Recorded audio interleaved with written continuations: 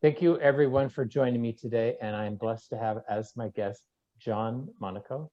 And he is a doctorate student in theology at how do you pronounce that? Duquesne University in Pennsylvania, right? Pittsburgh, Pennsylvania. Thank you. Thanks for joining me, John. My pleasure. You sent me an essay that you wrote on Orthodoxy and Catholicism. And I have to say it was way outside of my field of expertise. I mean, I don't like philosophy and theology, not as a field. I mean, I think it's a good thing. Yeah. Yeah. I don't particularly like, I don't like to discuss it. I don't quite understand it. I read your essay about 2 or 3 times, but it was really good. There was one section that I think I could like hold on to because I said I think I understand it, and it was towards the end. I think you were trying to sum things up, and but wait, first before I get to that, could you talk a little bit? I mean, about yourself. You're Catholic, right? But you have an interest in Eastern Orthodoxy. Yeah, so I am baptized and canonically a Roman Catholic by birth, by upbringing. Grew up in a very traditional Catholic household. When I was in college seminary, we had something called Multicultural Sunday, where they encouraged us, actually mandated us, to go outside of the seminary to a different cult, like a different culture. So it could be the same Latin rite, but like the Korean community. And so you experience a little enculturation there. Our community, we actually went to a separate rite, one of the rites of the church, the Armenian rite. And prior to that, I had no knowledge or experience of what is now called like Eastern Catholic, Uniate, however one wants to call that. And that was my first experience at an Eastern Divine Liturgy. And I was blown away. First of all, I was asked to serve it. And you know, it's hard to serve a mass or a liturgy. you don't know. I was having enough trouble with the Latin rite. The priest was kind of guiding, gently guiding and walking me through it. And it was the most mystical, most just transcendent thing. And I grew up with the Latin Mass too. So that's nothing to say anything against Mass. Yeah, I grew up with the Latin Mass and the chant and all that. We actually had, before Summorum Pontificum, the basilica where I'm from in Waterbury, Connecticut, was actually granted it was the indult Mass, the famous indult Mass that they would have via Ecclesia Dei, where you needed permission from the bishop, etc. It's just before the permissions were loosened with Benedict XVI. But so anyways, my first experience with the Eastern liturgy, and then I discovered that there was a whole world of Eastern Catholicism. From then, I dove into every divine liturgy I could. I'd attend either the Novus Ordo or the Latin Mass in the years following, and then would also try to attend Divine Liturgy.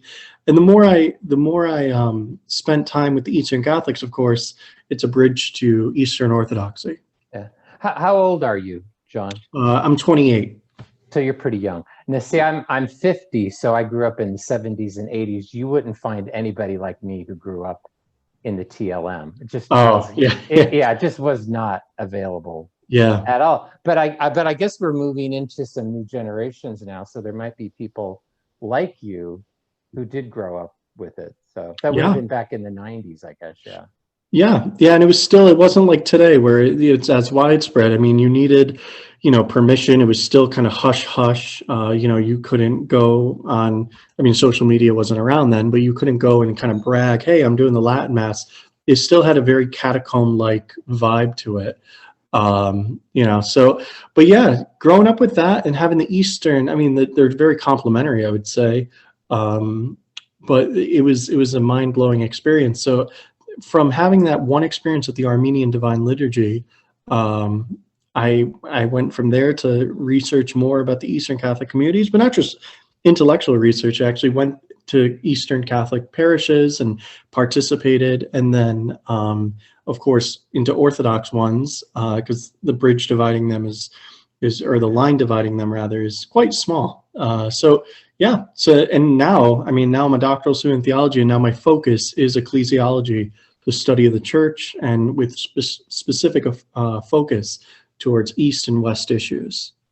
And I started going to the TLM in '99, so it was still, like you said, a bit underground. Yeah. But it was changing. So the first time I went, I think the first time I went to an Orthodox liturgy was Russian Orthodoxy. And I guess it didn't, I mean, I did have an impact on me as being like profoundly beautiful, mystical, like you said, but maybe it wasn't so shocking to me, or maybe shocking is not the right word. It wasn't so disconcerting to me, is because I had seen like a Latin high mass. Yeah. Oh, yeah. Yeah, where the Latin high mass was very shocking to me coming from the 70s kids, because all I knew was like the guitar mass. Yeah. Yeah. Yeah. So Yeah, it's a big. That's a good point. Yeah, it's a big jump. I would say even the Latin High Mass, it's solemn, it's magnificent. There tends to be more like space for quiet contemplation, but being in divine liturgies, the Byzantine uh, churches, it's not that they don't allow that space for contemplation, but you have so much sound filling the space, and it's adorned with icons. So it's they always talk about the Latin rite being like sober and very dignified and solemn, and then the Eastern rite is like this plethora of voices and colors and chants, and you don't really get a quiet. It's like they're afraid of quiet space. That's why I said they're very complementary. I love them both, but yeah. I do too. Just to this essay real quick. Sure. If you don't mind, and if the people listening don't mind, I just want to read a section of it. It'll only take me Please. 2 minutes. Now here you quote quite extensively a fella, I shouldn't call him a fella, a man named Philip Gerrard. Yeah, Philip Gerrard. Okay, just a little bit about him real quick. Yeah, so Philip Gerrard was an Englishman. I believe he was from the 20th century. He grew up Anglican, served in the war, World War II, I believe. And it was during his time in serving, he spent time in Greece, came into contact with Greek Orthodoxy, and had a profound impact on him. He was one of those kind of British intellectuals that, kind of like Christopher Dawson, that didn't really need a university post to do their intellectual work. He ended up converting to Orthodoxy and moving to Greece, and he spent the remainder of his life there writing, and then he would travel, give lectures, but he was very, very close to the community at Mount Athos, and he actually, with Kallistos Ware, was instrumental. He's on the, if you ever open an English version of the Philokalia, the sayings of the Eastern Fathers, he was one of the translators of that, along with Kallistos Ware and a couple other scholars. So he's a perfect example of someone who's born, trained, and raised in the West, who found the beauty of the East and the truth and the goodness of Eastern Orthodoxy, particularly of the Greek experience of that. So yeah, so I quote him in this essay because he wrote a book on the differences between East and West. Okay, so I'm going to from your essay with the quote. Sure. So right now, in the Orthodox tradition, creation, and particularly humankind, is not seen as radically different and estranged from God. For the Orthodox, quote, the material, the created, or this is a tough word for me, phenomenal, is seen not as constituting reality in its own right, set apart from, and as it were parallel, but on a lower level to the spiritual, the uncreated, and the noumenal. On the contrary, it is seen more as the epiphany of the spiritual, the uncreated, or the noumenal. Visible is related to invisible, or material to spiritual, not so much as effect is to extrinsic cause, but more as being the mode in which the invisible or the spiritual exists in time and space.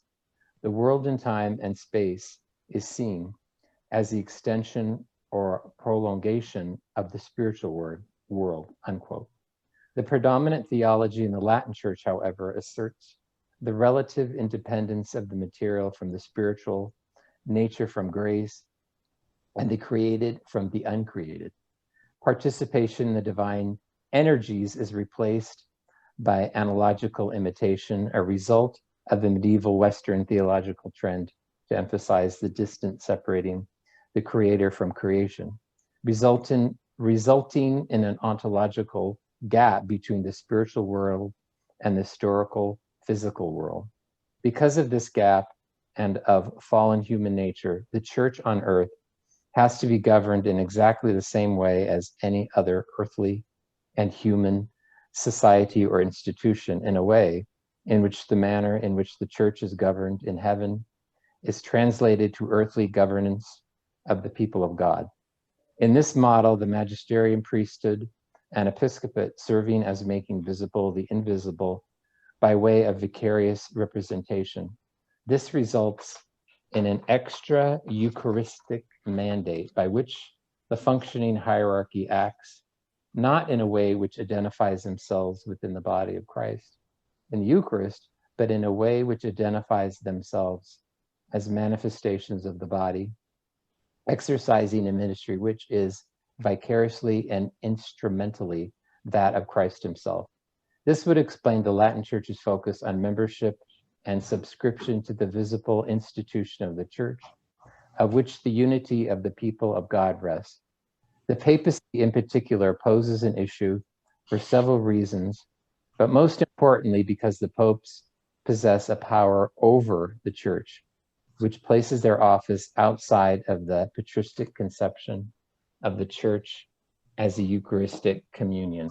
That was tough for me to read. I don't know if it's tough for you to write, but I mean, I know this gives you kind of, I think, a flavor of I mean, I think you're pretty smart. I mean, I went to UC Berkeley, but it was in art history, so I never took philosophy or theology or anything. But when I was reading your paper, this was one part I could kind of, like I said, I could kind of hold on to and say, I think I understand what you're saying. But for everybody listening, could you kind of unpack that a little bit? Sure.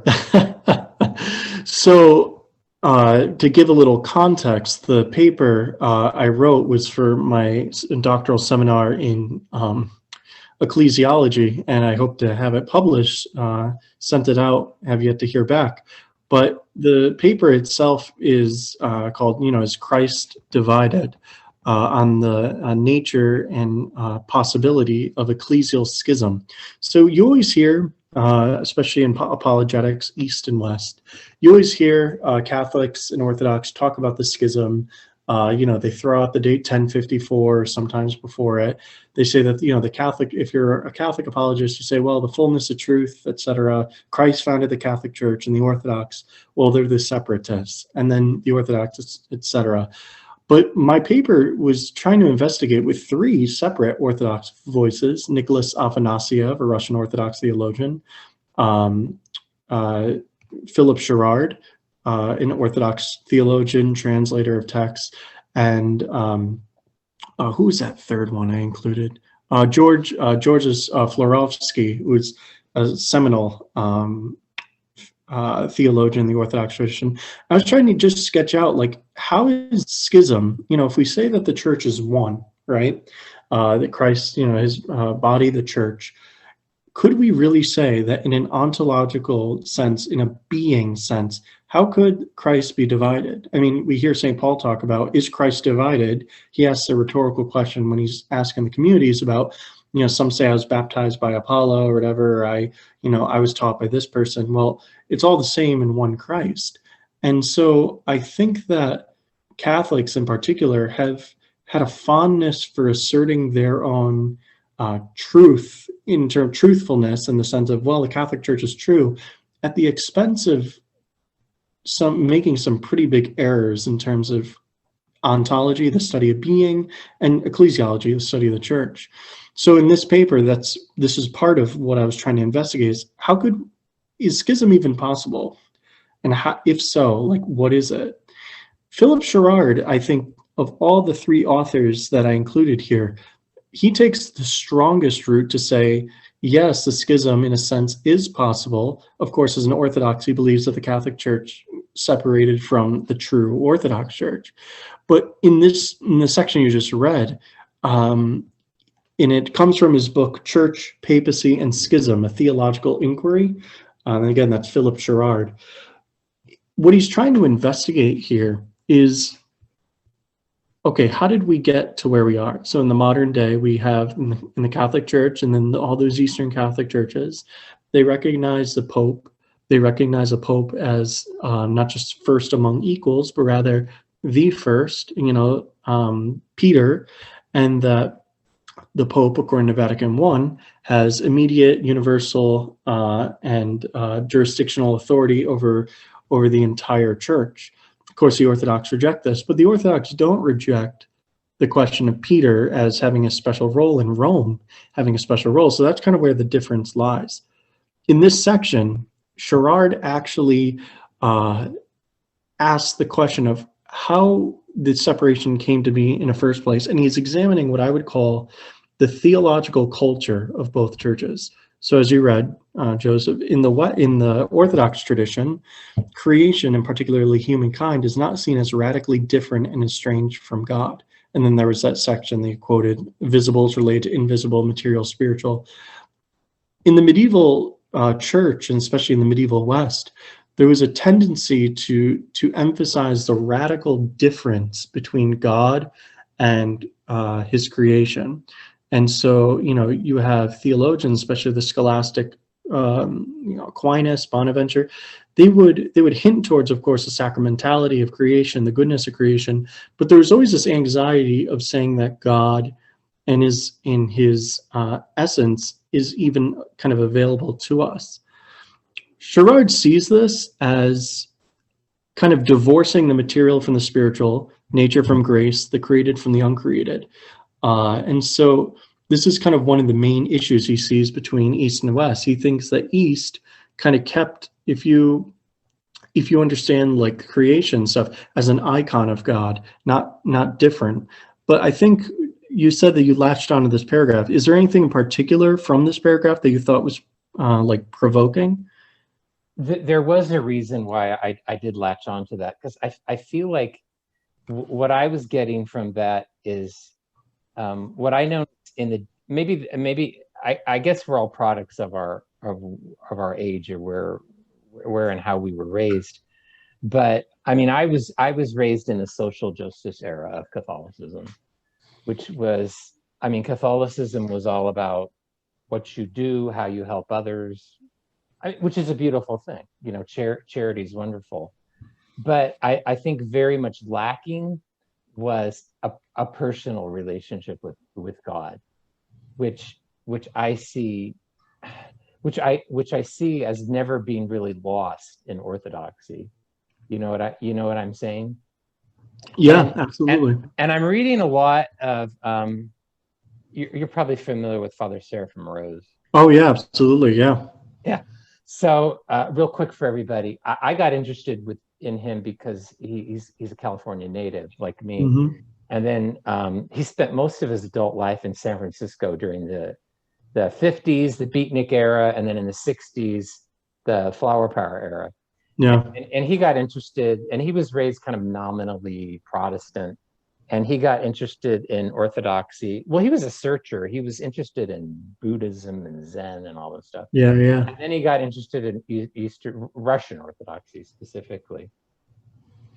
And he wrote a lot about the difference between Western mysticism, or not Western mysticism, but Western Christianity and sort of Eastern Orthodox mysticism. Which one thing he wrote real quick, I want to read it real quick. Sure. Let's see, where is it? Here he goes. This is a quote from him. "The outward gospel of social idealism is a symptom of this loss of faith. What is needed is not more busyness, but a deeper penetration within. Not less fasting, but more. Not more action, but more prayer and penance. If Christians in their daily life were really on fire with love of God and zeal for his kingdom, not of this world, then everything else needful would follow of itself." And is that kind of related to what you were talking about here? The difference between East and West? Yeah, there's a sense, and this is again representing Gerrard's thought, There's a sense that, so in the West, one of the famous things you have between East and West, well, you'll see on popular apologetics, they'll say, oh, well, the West has original sin from Augustine, and the East has the ancestral sin of the Greek fathers. Seraphim Rose actually wrote a book on Augustine called The Place of Blessed Augustine in the Orthodox Church. And so he was not like anything West, he didn't just throw out. He tried to put in the proper perspective. I think for Seraphim Rose and for Gerrard, kind of representing this Orthodox tradition, they see one of the faults of the West as having, partially due to the question of original sin. This idea that by the sin of Adam and Eve, not only were we born into a fallen universe and a fallen world, etc., and subject to the passions, but actually we received some guilt. We received guilt. We're all, guilty. This is where Augustine would talk about the massa damnata, the damned masses. And whereas the East, there's almost like a fundamental optimism that you'll see. Now, where this relates to the paper is that if you see Gerrard's, what he's noting is that there's this gap. So because of original sin, essentially God has withdrawn, in a sense, from creation. Which is now, you say that Catholics probably listening now are like, well, I don't see this because, Robert Barron wrote about the sacramentality of creation. Well, that's great, but that's kind of a new thing. And a lot of that had to do with the ressourcement of the 50s and 60s when the theologians of the Second Vatican Council were finally turning to the East for some guidance. A lot of this sacramentality of creation stuff where you hear God is present in his creation and, creation reflects the glory and splendor of God. That was not really something that you would hear from a pulpit in a Roman Catholic Church in 1920, right? So where Gerrard, one of the things he's actually talking about is that because there's this gap in fallen human nature, he says that the church on earth has to be governed in exactly the same way as any earthly and human society or institution, in a way in which the church is governed, the way the church is governed in heaven translates directly to an earthly governance to the people of God. That's where you get the Roman Catholic model, the magisterium, the priesthood, and the episcopate. This church is a perfect society, and this idea of making visible the invisible by way of vicarious representation. So it's that, well, Christ the King isn't really here, right? So we have his vicar, the vicar of which the Pope used to be called, before he's called the vicar of Christ, popes used to be called the vicar of Peter, the representative of Peter. If you understand the idea that once the popes, I think towards the 8th century, started referring to themselves as a vicar of Christ, that's a whole different thing. A vicar is one who represents. And if the Pope represents Peter, then you have a more sound like, okay, Peter was first among the apostles and had a special ministerial role. As soon as you get that the Pope is the vicar of Christ, this idea that he represents Christ, we're not talking about in a sacramental sense, right? Which every priest, every bishop represents Christ at the altar, but rather in a juridical, legal sense, then you, of course, you're going to have this, what Gerrard calls the extra Eucharistic mandate. In other words, the early church, the bishops, were connected so closely and so intimately to the Eucharist. Nowadays, if the bishop celebrates a Eucharist at your parish, you're a unicorn, you're lucky, right? But in the early church, look at St. Ignatius of Antioch and all, the one flock, one altar, one shepherd, this idea that the Eucharist, bishop, and church, as John Zazoulis would write in his, I believe it was his dissertation. But why that's important is that Gerrard, and this is what I'm trying to point out in the essay, is that he sees the West and East division as, well, the West, in the Western mindset, we have fallen so short of God, and there's nothing good, we can do apart from grace, that we need to replicate everything and have to represent Christ. Whereas the East would say, well, it's not this idea of representing Christ, it's just pointing to Christ. It's a manifestation of Christ already present. So he goes elsewhere in the book, if you're interested in that book, he talks about the notion of instrumentality and vicariousness. And this is where, of course, you would have the Pope and the necessity of submission to the Pope and those bishops in communion with him, because the Latin Church focuses on what I say is the membership subscription to the visible institution of the Church.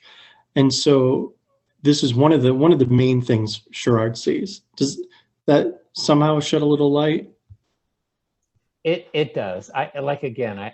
This is not my area of expertise, but I'm trying. Same here. I'm trying to. Why is that? Or let's just say social justice, but maybe I'm equating those things and they shouldn't be equated. Why is that become so fundamental in like 20th century, 21st century Catholicism and not in Eastern Orthodoxy? Yeah, so one of the common proofs you'll hear a Catholic apologist levy against the Orthodox, it's a stupid one. It's not really much of a proof at all. It's this idea that, well, the Catholic Church, look at all the charitable organizations and the missionary activity, and look at the Eastern Orthodox. You guys are a bunch of monks with long beards and long hair in, on a mountain praying. And it's a false dichotomy, of course. And you always have to remember that the Roman Catholic Church was the imperial power, founded in the only hiccup to that was the Protestant Reformation. Even then, the Counter-Reformation brought in more missionary activity. The East obviously was surrounded by the Islamic rule and the Caliphate and etc. So they didn't really have the luxury of sending out missionaries. They had enough trouble celebrating the Eucharist in their own homes. So, but going back to the action contemplation thing, I think historical circumstances lended itself to this idea that the Catholic Church would be more oriented towards social justice, whereas the Eastern Church would be more oriented towards mystical contemplation. Again, I think that dichotomy is false, but I think because of the nature of historical circumstances, in the West, they were free to emigrate to America and build schools. And there you had St. Bernard's, German parish that had their own parochial school, and Holy Cross High School in the south of Boston, etc. You had that freedom, whereas in the East, when you're under Muslim rule, you're not going to be able to, open much stuff. So that's one. But two, I do think that Seraphim Rose would be right in saying that, if you think that if the social justice message is the essence of Christianity, it's of course a beautiful thing, but the East tends to focus on, how do we put it, this mystical union with God by way of asceticism, prayer, that will then bring forth those fruits. So we're not like running around doing good for God. Rather, we allow ourselves to kind of become icons of Christ, whereby Christ shines through us. So there's more of a focus on the prayer element and the mystical and the contemplative element. But that is I would be interested in seeing what other reasons Seraphim Rose would have had for that. But I do see that. You have in the West, you do tend to have these like nuns on the bus type of thing. Whereas, in the East, they're more focused on, like the work of God, the Opus Dei, as St. Benedict, who they venerate, would. So I think it is an interesting contrast. Of course, we need both. But as we hear in Luke's gospel, the story of Mary and Martha, Mary chose the better part. Well, that's because she was sitting at the feet of Christ, listening to Christ, rather than, being in the kitchen washing dishes for Christ. If you have that contemplative, mystical, however you want to put it, aspect down, then everything else will follow, good works, etc. I wanted to ask you about something else. I'm going to read this real quick from Sure. essay. The Eucharist constitutes the Church, and the Church is hypostatically united to Christ. Therefore, wherever the Eucharist is celebrated, Christ is present, and wherever Christ is present, so too is his Church. I thought that was really cool. I just wanted to ask you something really quick. Is that most of my experience with Orthodoxy is through Russian Orthodoxy, but Catholics might not know this, but in an Orthodox church, they don't repose the Eucharist like we do in the Catholic Church. It's because of the different substance. But it's really, I thought it was really fascinating is that when Orthodox believers go into the church, I mean, they get into the zone very quickly. They usually go to the different icons, and I have to say it's almost it's not almost, but your typical like suburban Catholic church where people come in and start congregating and visiting and everything. Although the Blessed Sacrament is not there reposed, it has an aura of more sacredness a lot of times. Yeah, I definitely see. So that's one of the classic contrasts between the Latin West and the Greek East, is that, like, well, where's the Eucharistic adoration? If so first things first, of course, both the West and the East believe in the true presence and the real presence, substantial presence, however you want to define it. And they believe in reverencing the body of Christ. There's no doubt about that.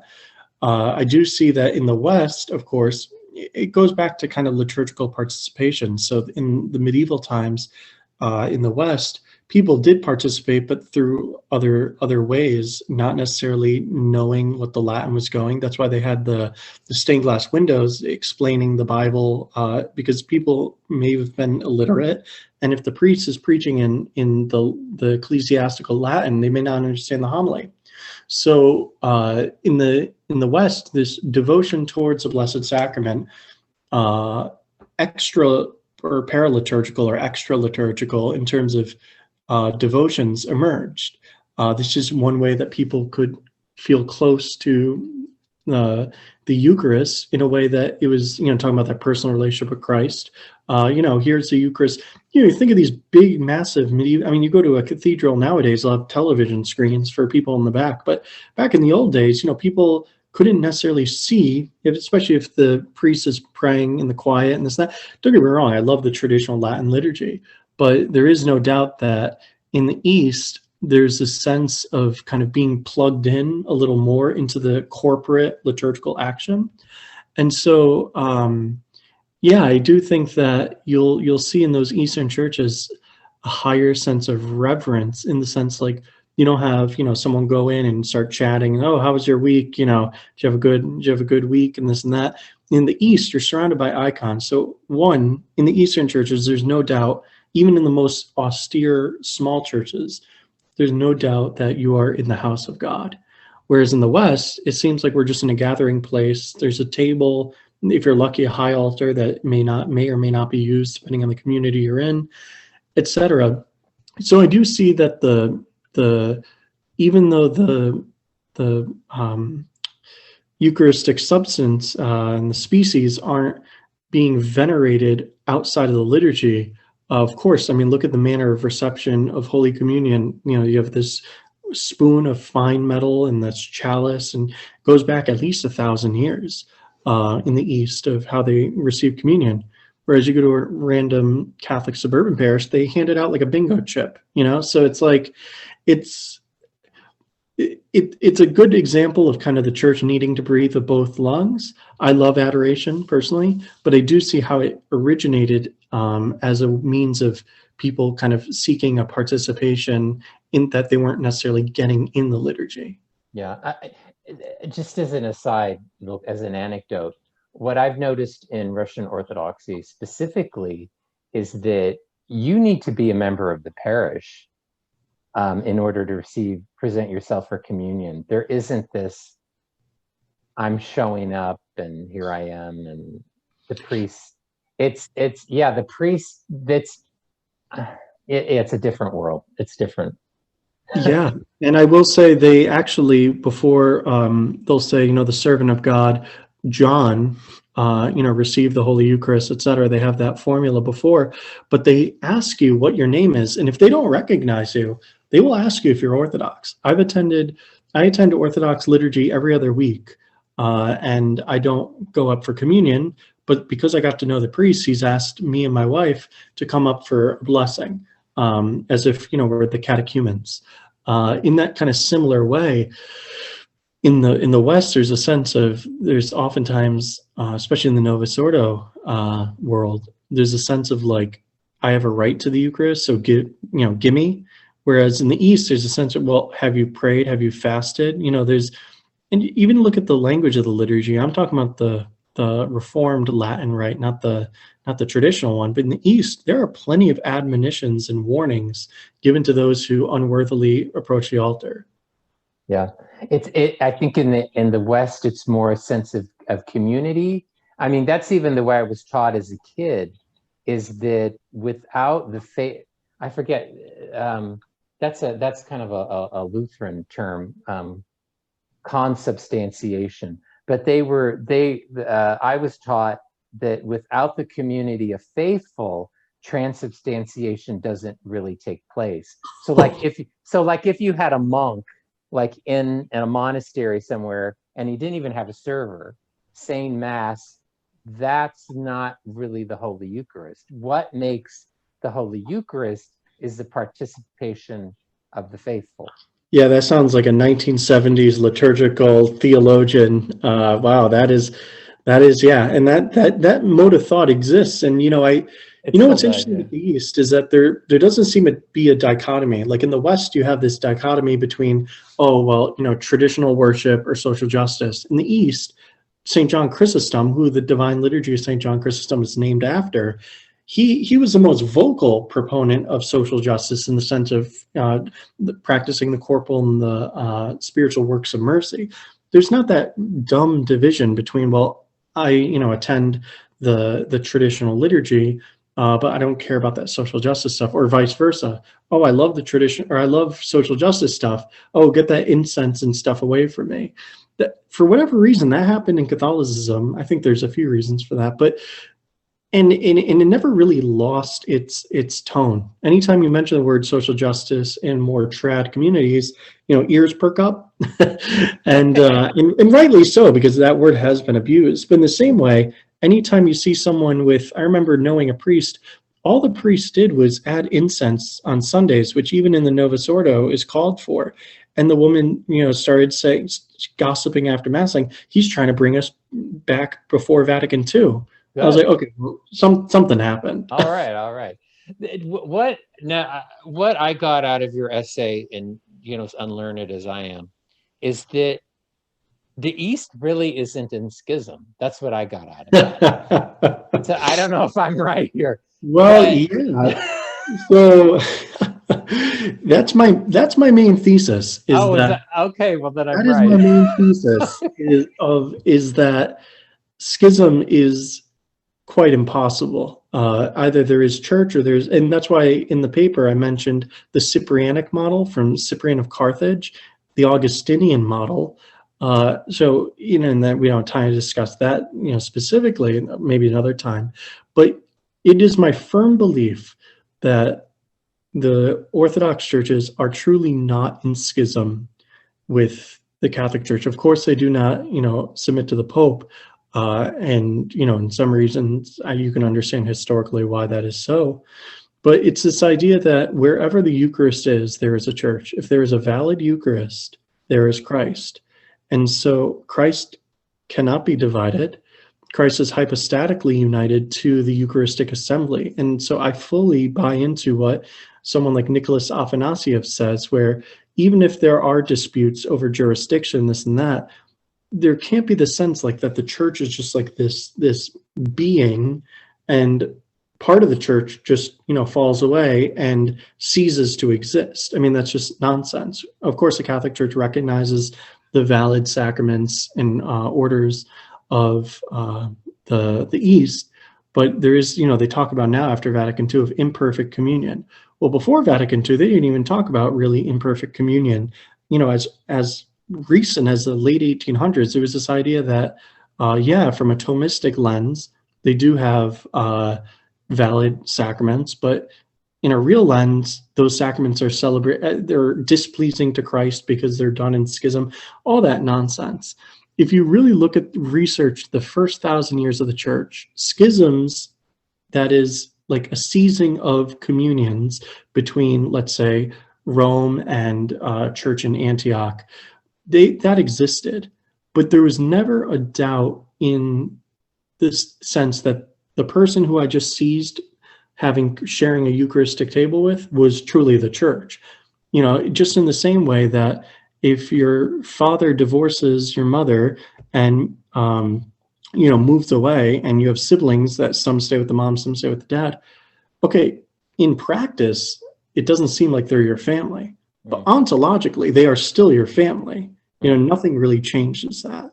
So that's a topic I hope to address in future essays and my dissertation. But yeah, that the schism talk, it's kind of hard to say how Christ can be divided, because when Paul asks that question, it's rhetorical. Christ can't be divided. So wherever the Eucharist is, there is Christ. And wherever Christ is in the Eucharist, there's the church. Yeah. Whenever I try to discuss Orthodoxy with some Catholics, is they always bring up, well, they're in schism. But then,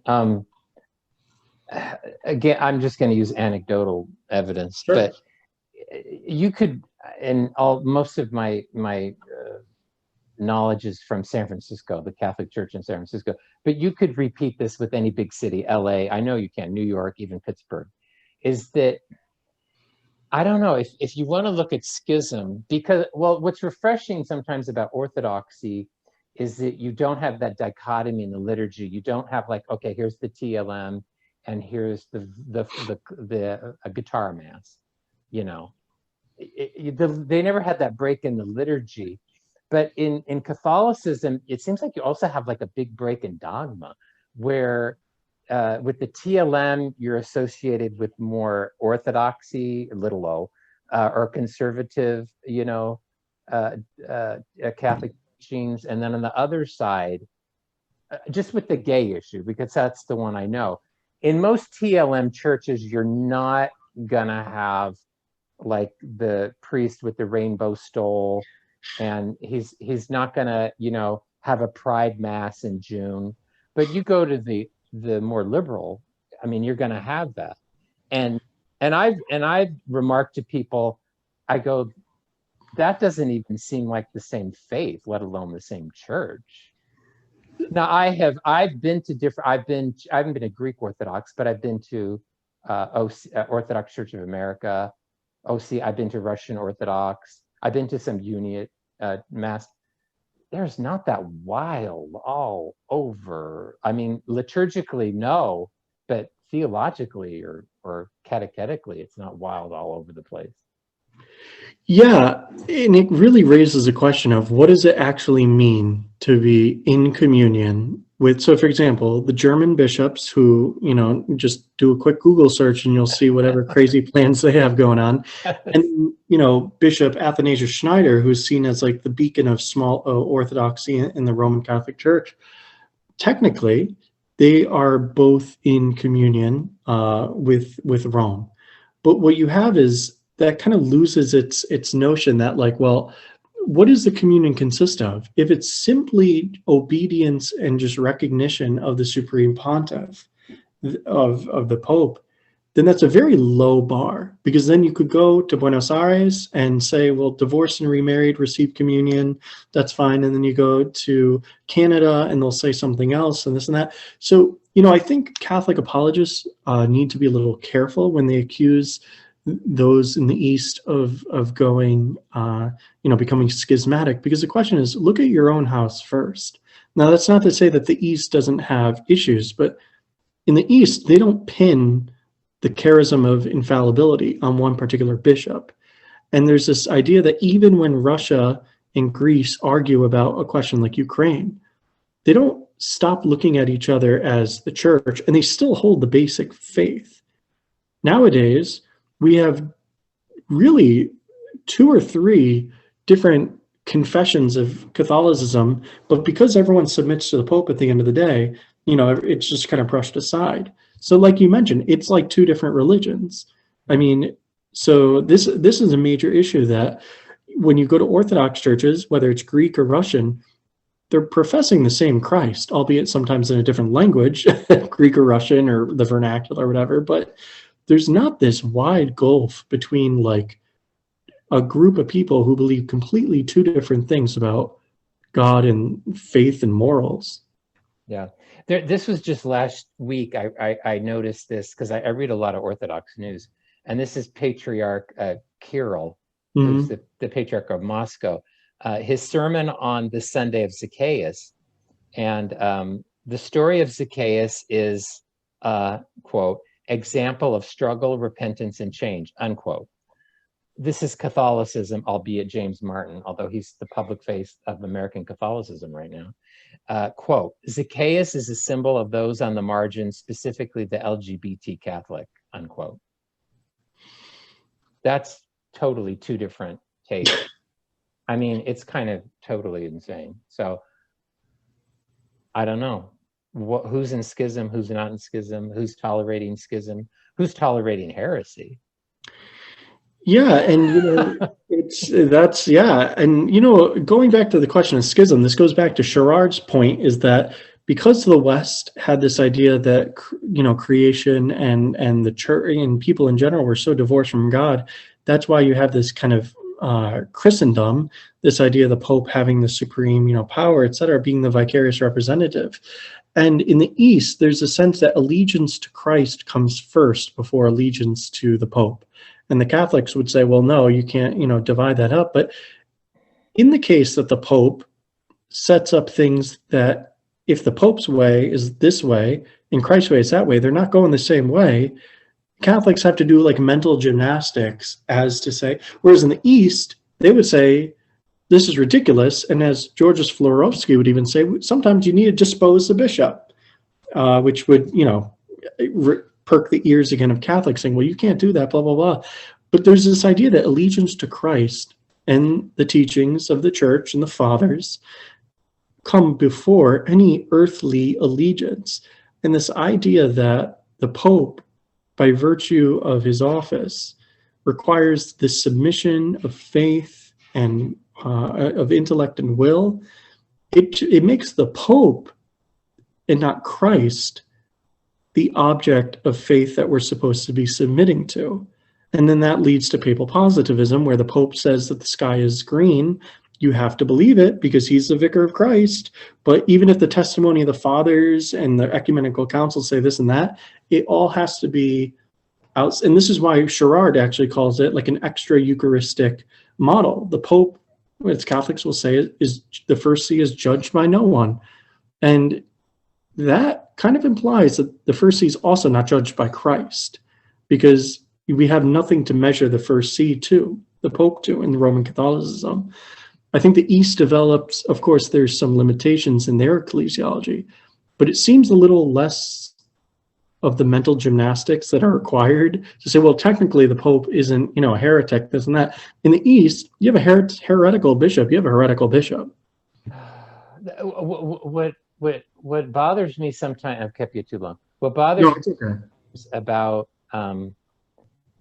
comments from, and I know some of it's on social media and people say things on there that I don't think they would typically say, but it's sort of the prideful arrogance of some Catholics is that belonging to the Catholic Church is the most important thing. Even more so than their own sanctity or their own relationship with Christ. It's like the fundamental aspect about Catholicism is belonging to the Catholic Church. Yeah, and I would say this also betrays a limited understanding of what the church is. You'll often hear someone say, well, there's no salvation outside the church. Well, that's kind of a truism. I mean, of course there's no salvation outside the church because there's no salvation outside of Christ. And Christ is manifested through the church. But as the Bishop Callistos Ware of the Orthodox Church would say, we know where the church is, but we can't really say where the church isn't. And so in that same sense, if you look at this idea of the visible notion of the church, the Catholics want to draw a boundary and say, okay, well, those Hungarian Eastern Greek Catholics who yesterday at 5 p.m. decided to submit to the Roman Pontiff, they are in the church. But those Hungarian Orthodox who have been holding fast to the faith and morals of the church since ages of antiquity, since they were converted as a people, they're outside, they're missing something. It's what it becomes is a point of reference for the Catholic orthodoxy, small o orthodoxy, is submission to the pontiff. But if the pontiff isn't submitting to Christ, then what is the whole purpose of the whole enterprise?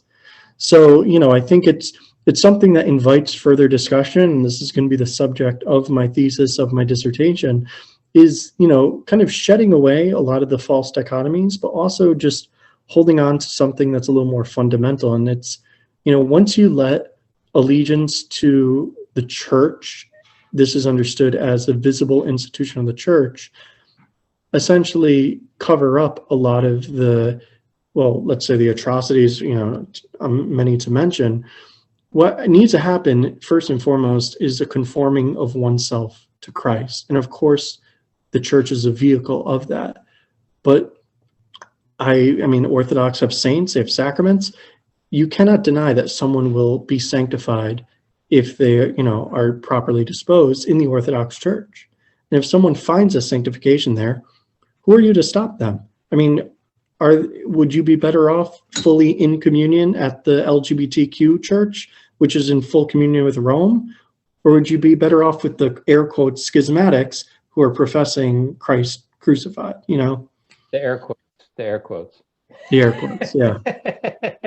Yeah, a lot of people wouldn't like me for that, but and I think the Catholic Church too has become so obsessed with providing social services and getting government kickbacks. I just think they don't talk about the human condition anymore. I don't hear it. This is how I wanted to end this. Sure. Here's two quotes. I don't know if you're familiar with, well, Dostoevsky, I'm sure you are. Oh yeah. And Solzhenitsyn. I love the brothers Karamazov. This is a quote: "The awful thing is that beauty is mysterious as well as terrible. God and the devil are fighting there, and the battlefield is the heart of man." I love that. And then this reminded me of Solzhenitsyn. But the line, this is his famous quote, "But the line dividing good and evil cuts to the heart of every human being." I don't know. I just think Catholicism has kind of lost that a little bit lately. I don't think they recognize the battle right now. I don't think that, well, so they don't address it. It's become all about people being happy in their identity and in their present circumstances, their economic, their social. Moral therapeutic deism. That's what it really is at the end of the day, Okay, well, then you know what I'm talking about. Okay. Yeah.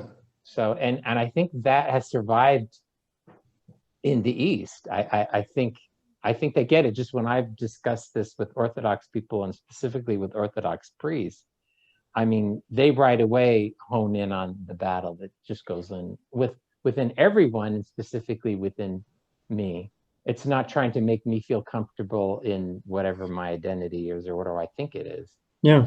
It's a different. It's trying to lead you to holiness, and a holiness that's available to everyone via asceticism, fasting, prayer, and all the things that should be preached at the pulpit in Catholic churches, but necessarily aren't.